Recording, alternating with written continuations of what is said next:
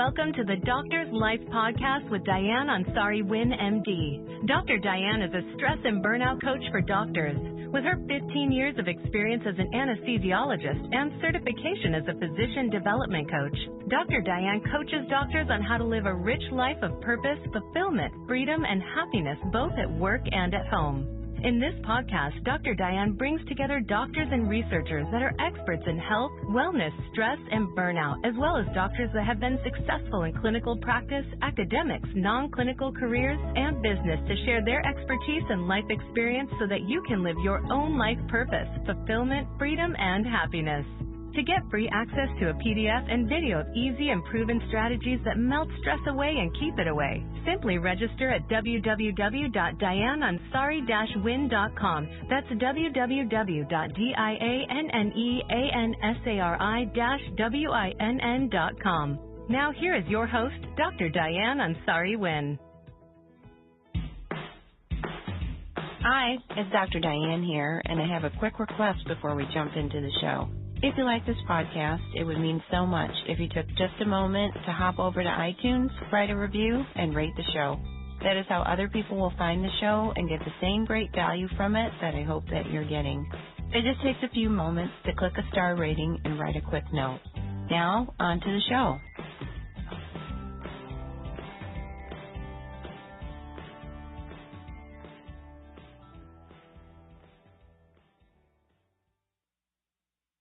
Hi, everyone. Welcome to the Doctor's Life podcast. Today we have a special treat. We are interviewing Dr. Bento Soares. He is a professor at the University of Illinois with a very long and distinguished history in research. Why don't you tell me a little bit about yourself? And then we're going to talk about your passion in cognitive-based compassion training. What it is and how you're bringing it to University of Illinois and how it can help medical professionals. Oh, thank you so much. It's a pleasure, and I really appreciate the opportunity to contribute to this conversation. So yeah, I have all my life been dedicated to research. I got trained at Columbia in genetics and development, worked for many years on the Human Genome Project. I was faculty at Columbia, then at University of Iowa, then at Northwestern, and since February 2015 at the University of Illinois College of Medicine, the campus in Peoria. And for many years, my research has focused on cancer, and to a great extent driven by my personal life and losses that I suffered with cancer that really started to really motivate me to begin to apply the genomic methodologies and approaches that I was using in the context of the Human Genome Project research, but more focused to cancer research. And here at the College of Medicine in Peoria, I serve as Senior Associate Dean for Research and also Head of the Cancer Biology and Pharmacology Department, where we have a lot of research going on cancer, also in neuroscience. But I'm very much interested in wellness in the healthcare setting, especially, and much of that interest is driven by my observation in the course of the losses that I suffered. I had the opportunity to witness how challenging it is for even very senior physicians to endure the transition from that time when some drug can still be offered to the time beyond that when nothing else insofar as a drug can be offered, but that's far from saying that nothing can be offered. But that which can be offered at that time, care, support, presence, requires skill to be developed. And that's where the cognitively based compassion training program comes into play, because it provides the skills that one needs to have a secure base to be able to not become distressed, but rather be able to engage in a helpful way, helpful to him or herself and helpful to the person he or she is caring for. The current situation in the healthcare setting is quite alarming. But, many specialties, burnout rate exceeds 70%. Yes. And what is well known is that burnout is conducive to depression. Depression in turn tends to reduce empathy. So there's a whole cascade that's very detrimental to the provider and to the patient. You can imagine that with depression and decreased empathy, there is greater risk for errors, more malpractice lawsuits, patient dissatisfaction. It's a whole cascade that's very detrimental. And it's very sad because, students, I'm in admissions committee for the medical school, and I served before at Northwestern and at the University of Iowa. And you read these beautiful letters that applicants send to the medical schools, always describing some experience they had that really inspired and ignited that sense of altruism and real desire to pursue that profession and make a difference in people's lives. And so they come in with that altruism. And then you observe over time how out of fear to get damaged, they start to distance themselves from that aspiration. And what all the studies show is that doesn't protect them from burning out, from getting frustrated. So what we need is to teach skills that will help the caregivers to remain empathetic, but not in a distressing way. Right, so it's very interesting. The neuroscience has clearly shown the difference between what's referred to as empathetic distress and empathetic concern or engaged compassion. Empathetic distress activates pain centers in the brain. So if you empathize in a distressing way and your life is about caring for people who are suffering, you're going to live in chronic pain. Nobody can withstand that, and it's not a surprise that burnout ends up occurring so frequently. The chronic psychic pain. Yeah. So empathetic concern, in contrast, is a very pro-social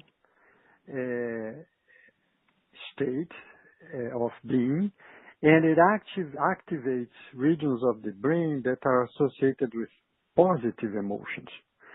So it's engaging and it's uplifting. It's not depressing. But how Mm-hmm. can one engage into this kind of positive empathy and not in the empathetic distress? It's not just like a switch. This is, I think, the take-home message. And the take-home message is that, again, neuroscience, thanks to what we know about neuroplasticity and epigenetics, has firmly established that well-being, compassion, this kind of empathy that we're talking about, these are skills that can be developed. Mm-hmm. But Mm-hmm. it's not unlike learning to play an instrument. Just attending a couple of lectures doesn't make us a player. Then Daniel Siegel, in one of his books, and I'm going to paraphrase, it was something like, just as being born with muscles doesn't make us athletes, being born with this biological compassion that we're all born with doesn't make us really compassionate in an unbiased, unlimited way. That requires developing certain skills. And that's where CBCT, or cognitively based compassion training comes in to play, because it's one of a few beautiful programs that have been developed. This one, cognitively based compassion training, or CBCT, was developed by Dr. Lobsang Nagy at Emory University. Stanford also has a program called Compassion Cultivation Training. And so CBCT is a secular program. It's very, very important to underscore that, because this is intended to help everyone, irrespective of faith or lack thereof, to help everyone. I would say too that it's appealing because it's not woo-woo either. You know, for some of us, when we as medical practitioners start talking about feelings, that using our feelings is somehow diminishing our ability to practice medicine, because somehow if you feel your feelings, then they're going to cloud you or get in the way of the very important work that you have to do. And the beautiful thing about the cognitively based compassion training is that you actually are learning skills and how to work with your feelings, which are a very important component of us being human beings. As you said, we went into medicine because we felt altruism, which is an extremely positive emotion, and how to use those skills and that spark that we had to be able to actually become a better practitioner and a healthier practitioner, and that's why I love this so much. Yeah, but it's exactly that. You said it all. That's exactly what it is, and but it is so true. And as I shared at an earlier point in this conversation, my own personal experience, I lived through difficult times with losses, and I witnessed this difficulty that the most experienced physicians have transitioning from the time when there's still something insofar as a drug is concerned to offer, and the time when there isn't anymore. But to have a secure base and a confidence to remain present and really benefit from that help, which is priceless at that point in time. But it requires skills. It requires a secure base to be able to do that without getting hurt. So anyway, back to the CBCT, I was saying that I really like to think of it as a toolbox for emotion regulation. It helps us build resilience and makes us kinder to ourselves and others. And it's very important to, there's a module in the CBCT protocol that's self-compassion. And it's very important that we learn to speak to ourselves with the respect that we talk to others. We sometimes are too harsh on ourselves and too judgmental about ourselves, and so I think that there's a series of concepts that are discussed and types of practices that one does that really helps us just learn to recognize the challenges that we have, see them as universal vulnerabilities. We all have vulnerabilities and limitations, and right? Embrace that. Doesn't help to put it under the rug. We embrace those vulnerabilities. And as we do that, we recognize the universality, that also is conducive to developing compassion towards others, even though, even in the context of developing self-compassion, as we touch these vulnerabilities that we have, at the moment that we recognize their universality, then it is immediately conducive to compassion towards others. They too are victims of the same vulnerabilities. It helps develop skills for us to become more mindful. And mindfulness is, it's so there's so much available insofar as mindfulness training, and in the CBCT protocol, mindfulness includes not only what we typically think of mindfulness, being present in the moment, non-judgmentally, but it also includes recollecting those core values that we want present as we go about our days. So it's being mindful of what, through reflection, we decide are principles and qualities and values that we don't want to forget as we go about our days. And so I think that's an important component. Yeah. And I can see that where, there can be the mistake that many of us make this, and not only in medicine, but in your daily life, that somehow that there's the life in which you have connection, happiness, joy, ease, and then there's your work day where you don't have those things.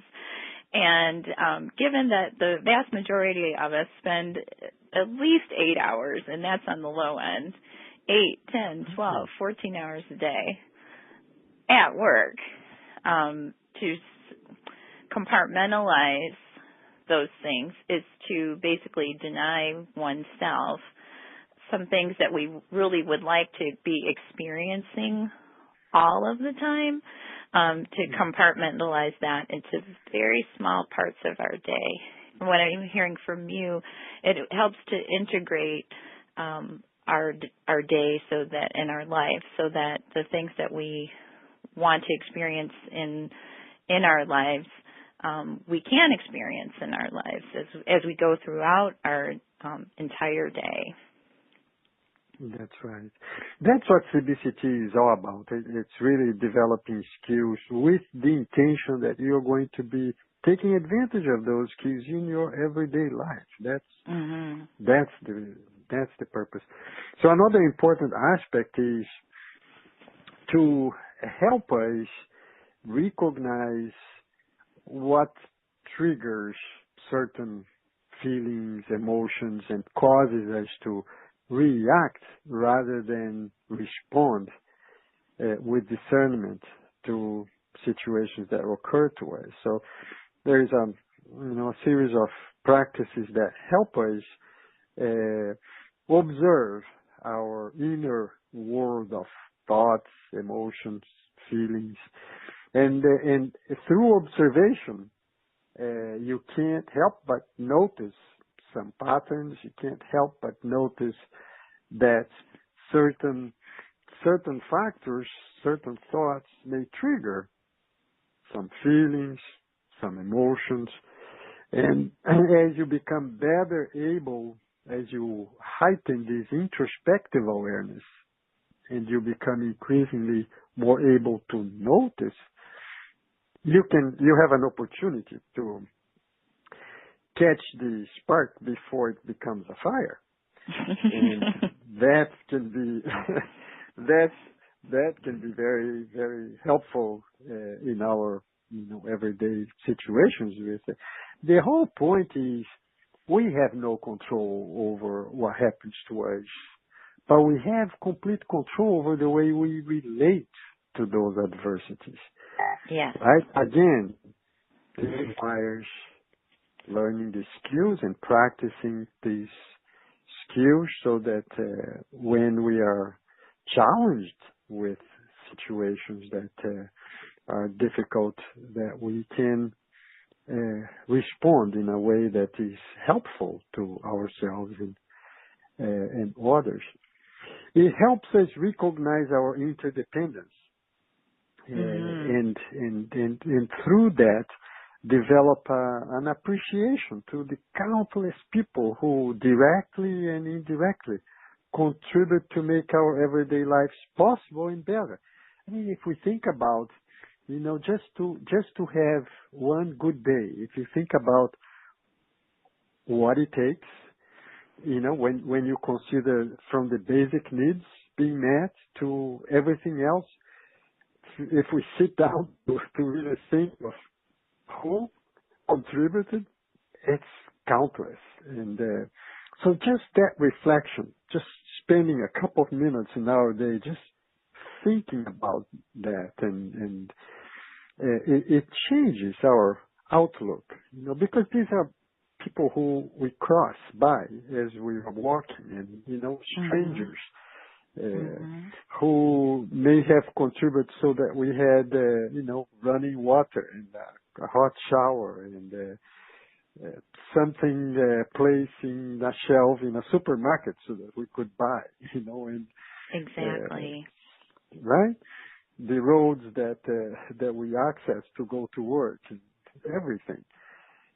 So the other thing that's big for the healthcare setting is the whole issue with stereotyping. This is a serious problem. The other day I was reading a paper showing how emergency departments, emergency rooms, typically prescribe less pain medication to African American women than to Caucasian women. Right? So there are all sorts of examples of stereotyping compromising the quality of care that's provided. And there have been groups studying using CBCT and other programs similar to CBCT and showing how this kind of training helps reduce stereotyping. Interestingly, it also enhances accuracy of perception. There's a study that was done where you show only pictures of the eyes, and not the whole face, just the eyes. And people have to tell by just looking at the eyes to tell what kind of emotion was being conveyed there. And the study showed an enhanced accuracy in perception of the emotion that was there being expressed through the eye expression in the group that had been trained. So very, very, very interesting. There have also been studies showing that when people are exposed to very stressful situations, for example, there's a social stress test that's done, like people are subjected to a job interview and they are told they have only 5 minutes to tell the committee why they are better than everybody else, and then they're going to have their blood drawn before this interview, and then they are going to have to go back to the committee, and they are going to be subjected to a math test, and they don't even tell what kind of math test that's going to be. And the math test is they have to count down from 2017, 13 at the time. Very stressful, right? They try to make it better. They draw blood, before, in the middle, and after. And you can see cortisol and IL-6 levels really changing drastically as you go through the process.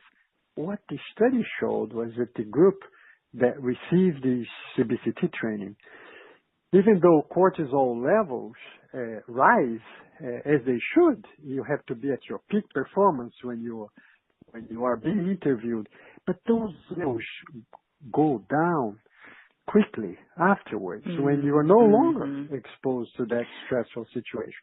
But in the control group, it remains elevated for much, much, much longer. Yes. So that's, this is something that is very, very important. CBCT is being taught at medical schools, law schools. It's being offered to veterans with post-traumatic stress disorder, to cancer survivors, teachers, also a very stressful job. Isn't it? Youth, youth in foster care programs, incarcerated populations, couples in which a member is depressed. So there's a wide range of special populations that are being offered CBCT. So our hope here at the University of Illinois College of Medicine in Peoria is that we can, help students, residents, and faculty at large by making this program available to them. So we are 5 here at UEComp pursuing this training at Emory to become certified teachers of CBCT, and there is a colleague from the Methodist College of Nursing also here in Peoria. So we are 6. We are referred to as the Illinois Six-Pack. So we have been pursuing this teacher certification training for the past year at Emory University, and we are now very close to becoming certified teachers. The last requirement is that we teach the course for the first time, and then we have weekly meetings. We send video recordings of the teaching of the classes to our advisor at Emory, and we discuss weekly, get feedback, and we are teaching these first to the leaderships. So leadership here at UEComp, leadership of partner hospitals, and across Peoria, several organizations are participating.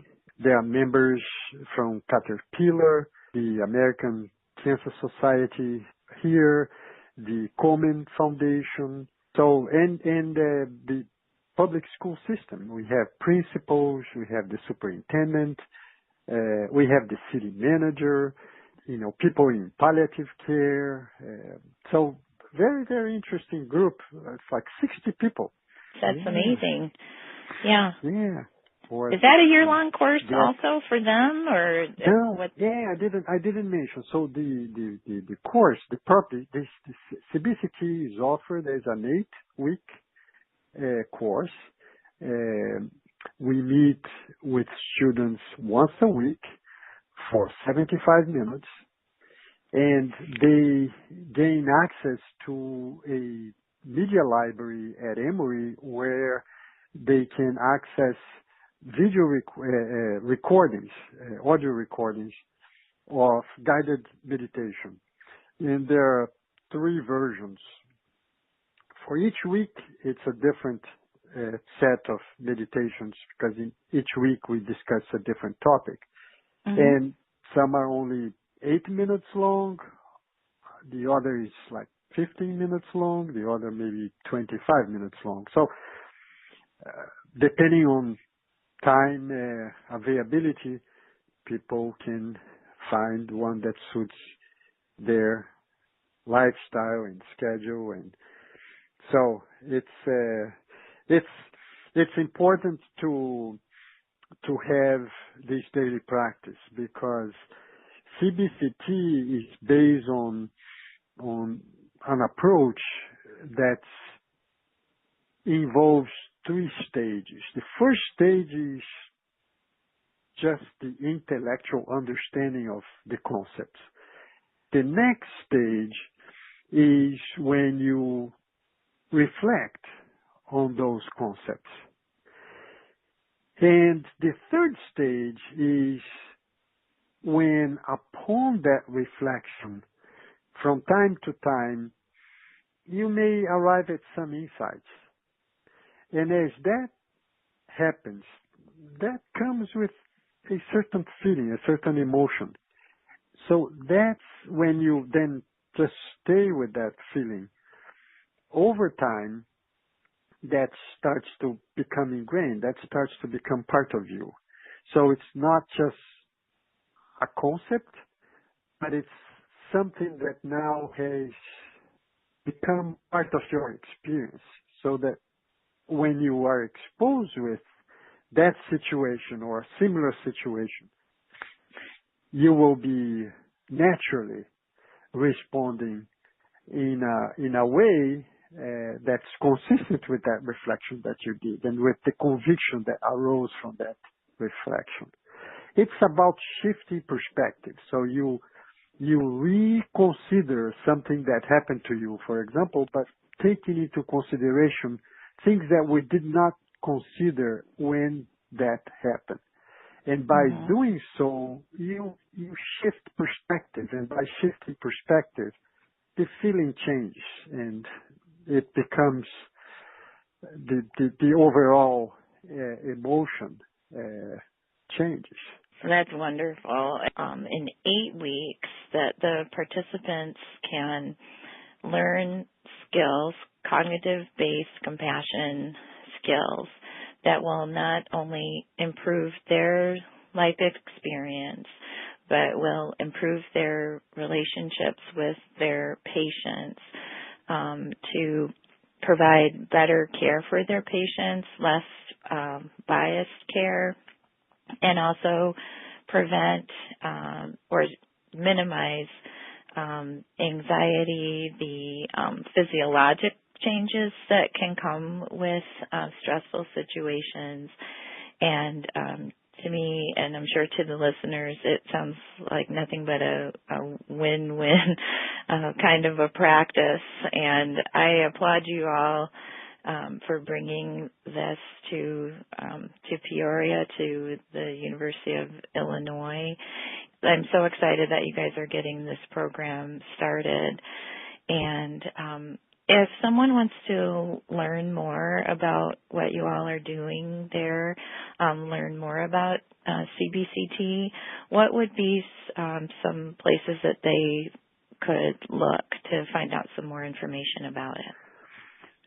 So definitely, if people look up Emory University and search for cognitively based compassion training, they will see a lot of information there. I will be delighted to talk to anyone who is interested as well. And my personal email is B as in boy, my last name, Soares, Soares, the number 1 @gmail.com. Now we'll be delighted to explain more about the program and share our experience. Thank you for the opportunity to talk about CBCT and share with your audience. Oh, it's my absolute pleasure. Thank you so much for sharing all of the learnings that you've gained and the insights. And I think that this is just the wave of the future. It's the way that we were taught in terms of the medical professionals have been taught in terms of being better practitioners was very much in learning the fund of knowledge and being able to put thoughts together and pick the right drug and that kind of thing. And I think as medicine continues to evolve, both scientifically, obviously your research is cutting edge, but also in terms of being the humanistic, looking at it from a humanistic perspective. As you were speaking, what came to mind was that maybe if we can start looking at medicine, the practice of medicine, as being a human endeavor as opposed to being a superhuman endeavor, it will start to change our perspective and make us better practitioners as we are allowed to express our humanity in a way that is healthy for both us and for our patients. Beautifully said. Thank you. Well, thank you again, Dr. Suarez. Look forward to hearing more. I hope that you'll come back and give us an update in a few months and let us know how things are going. And for everybody, thank you so much for listening to the Doctor's Life podcast today. I hope that until we meet again, that everyone stays happy and healthy. Take care, everybody.